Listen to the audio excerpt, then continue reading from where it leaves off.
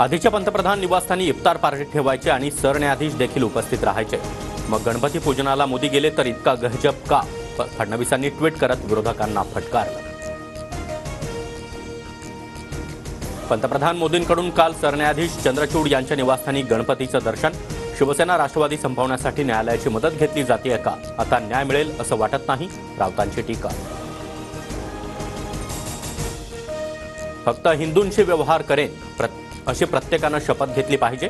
सर्व धर्म समभाव आपण मानायचा नाही। भाजप आमदार नितेश राणेंचं पुन्हा एकदा वादग्रस्त वक्तव्य।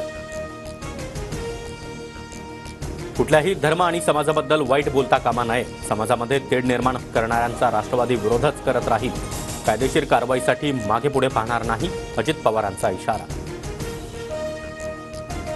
मला ज्ञान शिकवणाऱ्या अजितदादांनी घर फोडलं हे आधी मान्य करावं। शरद पवार गटामध्ये पक्षप्रवेशावेळी भाग्यश्री आत्राम यांनी अजित पवारांना सुनावलं।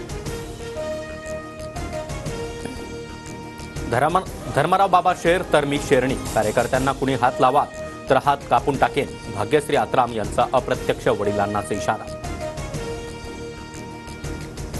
शिंदे गटाच्या यामिनी जाधव यांच्याकडून मुस्लिम महिलांना बुरख्या वाटप।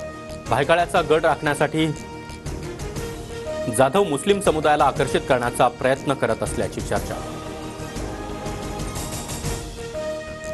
यामिनी जाधवांच्या बुरखा वाटप कार्यक्रमावर भाजपचा आक्षेप। बुरखा वाटपावर भाजप सहमत नाही। भाजप आमदार आशिष शेलार यांची प्रतिक्रिया। लोकसभेला 46,000चा फटका बसल्यावर फक्त मुस्लिम मतांवर डोळा ठेवून हे सुचतंय। सोयीनुसार भूमिका बदलण्याचं काम। ठाकरे गटाची यामिनी जाधव यांच्यावर टीका। मार्क्सवादी कम्युनिस्ट पक्षाचे ज्येष्ठ नेते सीताराम येचुरी यांचं निधन। दीर्घ आजारानं वयाच्या 72व्या वर्षी प्राणज्योत मालवली। गेल्या काही दिवसांपासून दिल्लीतील एम्स रुग्णालयात उपचार सुरू होते।